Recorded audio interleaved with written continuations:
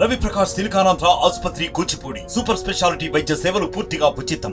Kamareddy municipal కు గతంలో BRS పార్టీకి సంబంధించిన మున్సిపల్ చైర్పర్సన్ ఉండే అయితే అవిశ్వాస తీర్మానంతో కాంగ్రెస్ పార్టీకి సంబంధించిన మున్సిపల్ చైర్పర్సన్గా శ్రీమతి గడ్డం ఇందుప్రియ చంద్రశేఖర్ రెడ్డి ఎన్నికయ్యారు. 9 నెలల కాలాల పాటు ఈ కామారెడ్డి మున్సిపాలిటీకి ఎలాంటి అభివృద్ధి చేస్తారనే అంశానికి సంబంధించి శ్రీమతి ఇందుప్రియ ఉన్నారు. వారు మేడం నమస్తే. ముఖ్యంగా కామారెడ్డి మున్సిపల్ చైర్మన్కు నూతనంగా ఎన్నికయ్యారు చైర్పర్సన్గా. ఇది 9 నెలల కాలం పాటు పదవి ఉంటుంది. 9 నెలల కాలంలో కామారెడ్డి మున్సిపాలిటీని ఎలా తీర్చిదిద్దుతారు? అందరికీ నమస్కారం అండి. ముఖ్యంగా నేను ఈరోజు ఈ స్టేజ్లో ఉన్నానంటే ప్రత్యేక కారకులు మన honourable chief minister Revanth Reddy అన్న గారు, అలాగే మన ప్రభుత్వ సలహాదారులైన షబ్బీర్ అన్న గారు, అలాగే నాకెంతో సపోర్ట్ చేసి బ్యాక్ సపోర్ట్గా ఉన్న మా కౌన్సిలర్స్ అందరి యొక్క ఆశీర్వాదంతో మరి ఇక్కడ ఈరోజు ఈ పదవి తీసుకున్నాను. మీరు చెప్పినట్టు మరి ఈ 9 మంత్స్ పీరియడ్ ఉంది. అయినా కానీ మాకు రేవంత్ అన్న సీఎం, మన మున్సిపల్ మినిస్టర్ గారు ఉన్నారు, అలాగే షబ్బీర్ అన్న ప్రభుత్వ సలహాదారులు గారు ఉన్నారు.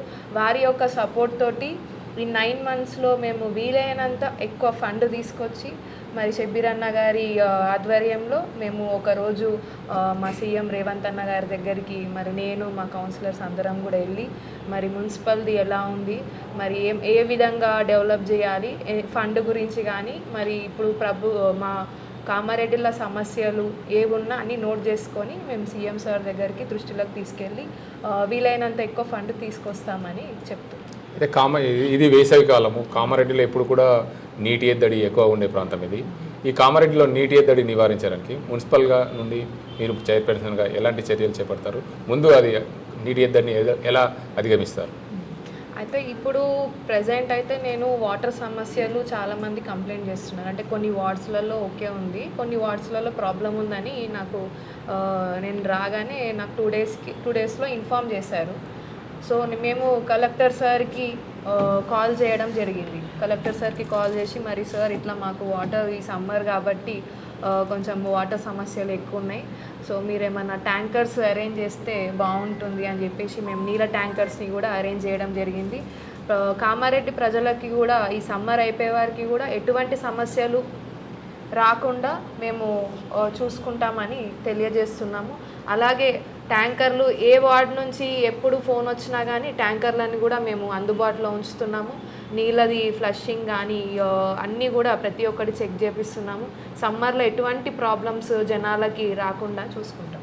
అయితే వచ్చేది వర్షాకాలం. ఈ సమ్మర్ అయిపోయిన తర్వాత వచ్చేది వర్షాకాలం. వర్షాకాలంలో అత్యధికంగా సమస్యలు ఉంటాయి. ఎందుకంటే వర్షాలు బాగా పడ్డప్పుడు కానీ డ్రైనేజ్ నిండడం కానీ చెరువు కుంటలు లోతట్టు ప్రాంతాల్లో నీరు నిండడం కానీ ఇప్పుడు నుండే వాటిని ఎలా అలాంటి సమస్య రాకుండా ఆ ప్రాంతాలను ఎంచుకొని అక్కడ సమస్యలను ఎలా అధిగమిస్తారు? అయితే ఇప్పుడు ఏంటంటే మనకి ఎలక్షన్ కోడ్ ఉండడంతో మేము మీటింగ్ పెట్టుకోవడం జరగలేదు. సో ఏం చేద్దాం అనుకుంటున్నామంటే ఇప్పుడు ఈ కోడ్ అయిపోగానే వెంటనే మేము ఒక మీట్ పెట్టుకొని మరి వర్షాకాలం ఎటువంటి సమస్యలు ప్రజలకి చూసుకుంటే ఆ డ్రైనేజెస్ ఫిల్ అవ్వడం కానీ దోమల సమస్యలు ఇవి బాగా ఉంటాయి. సో ఈ దానిపైన మేము డిస్కషన్ చేసుకొని ఒక మీట్ పెట్టుకొని ప్రతి ఒక్కటి కూడా డీటెయిల్గా ప్రజలకు ఎటువంటి ప్రాబ్లమ్స్ రాకుండానే చూసుకుంటాం. వానాకాలం మాకు ఐడియా ఉంది కాబట్టి చాలా వరకు సఫర్ అయ్యేది ఈ డ్రైనేజెస్ బాగా ఫిల్ అయి పొంగిపోతుంటాయి.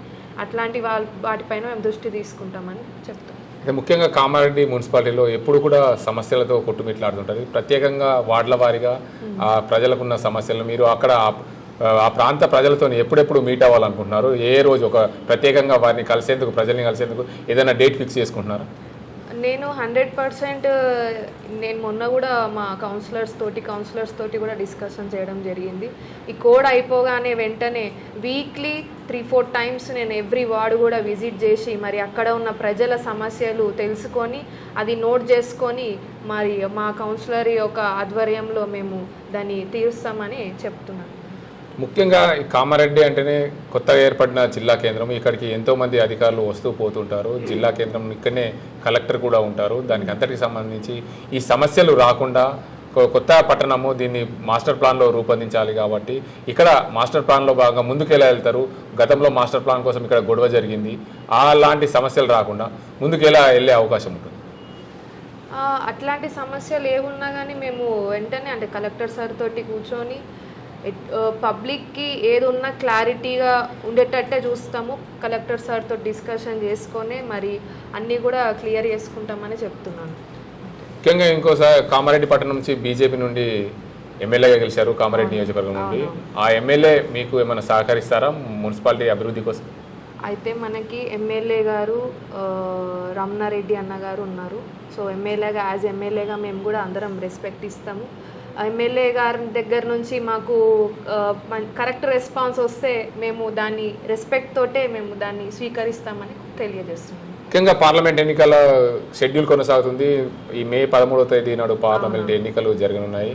పార్లమెంట్ ఎన్నికల్లో మీ కామారెడ్డి పట్టణం నుంచి గతంలో జహీరాబాద్ పార్లమెంట్ నుంచి బీబీ పాటిల్ పోటీ చేశారు. ఇప్పుడు బీఆర్ఎస్ నుండి గతంలో బీబీ పాటిల్ పోటీ చేసినప్పటికీ ఎక్కడ కూడా మీ ప్రాంతాన్ని అభివృద్ధి చేయలేదంటున్నారు. అసలు ఏం జరిగింది? కామారెడ్డికి ఏమైనా అభివృద్ధి చేశారా? అయితే గతంలో ఒకప్పుడు 10 years బ్యాక్ మనకి సురేష్ శెట్కర్ అన్నారు ఎంపీగా ఉన్నారు. ఎంపీగా ఉన్నప్పుడు చూసుకుంటే అందరికీ తెలుసు ఈ విషయము. తెలంగాణ రావడానికి కూడా ముఖ్య కారకులైనారు సురేష్ శెట్కర్ అన్న గారు. అలాగే రోడ్స్ నిర్మాణం కానీ, ఈ గవర్నమెంట్ స్కూల్స్, కాలేజెస్, రైతుల దగ్గరికి వెళ్ళి సమస్యలు తెలుసుకొని ఆ కాలువలు కట్టేయడం కానీ ప్రతి ఒక్కటి చూసుకుంటే ఎన్నో డెవలప్మెంట్స్ చేసుకున్నారు. కానీ 10 years నుంచి మనకి బీబీ పాటిల్ గారు ఉన్నారు కానీ ఎటువంటి డెవలప్మెంట్ చేయలేదు. ఎక్కడ కూడా ప్రజల దగ్గరికి వెళ్ళి సమస్యలు అడిగింది లేదు. ఎప్పుడు కూడా ప్రజల దగ్గరికి వెళ్ళి అతనికి మామూలుగా కూడా నాకు భాష రాదు మాట్లాడడానికి. మరి పేద ప్రజల దగ్గరికి వెళ్ళి సమస్యలు అడిగింది ఇప్పటివరకు నేను చూడలేదు. 10 years నుంచి నాకు కూడా తెలుసు కాబట్టి చూడలేదు. మరి అట్లాంటి ఒక నాయకుడిని ఎంచుకోవడము ప్రజలు కరెక్ట్ కాదు. మరి సురేష్ శెట్కర్ అన్న గారికి ఎక్స్పీరియన్స్ ఉంది, ఆల్రెడీ వర్క్ చేసిన అతను. అలా ఫ్యామిలీ వాళ్ళు కూడా పొలిటికల్ వాళ్ళు ఎమ్మెల్యే ఎంపీగా అన్నీ చేసిన వాళ్ళు కాబట్టి ఎక్స్పీరియన్స్ ఉన్న పర్సన్, డెవలప్ చేసిన పర్సన్ కాబట్టి అందరూ కూడా ప్రజలు దృష్టి పెట్టుకొని మరి సురేష్ శెట్కర్ అన్న గారికి మంచి మెజారిటీ తోటి గెలిపించుకోవాలి. ఎందుకంటే ఇప్పటిదాకా మోసపోయింది చాలు ప్రజలందరూ కూడా ఈ 10 years నుంచి కూడా చూసుకుంటూ వెళ్తే.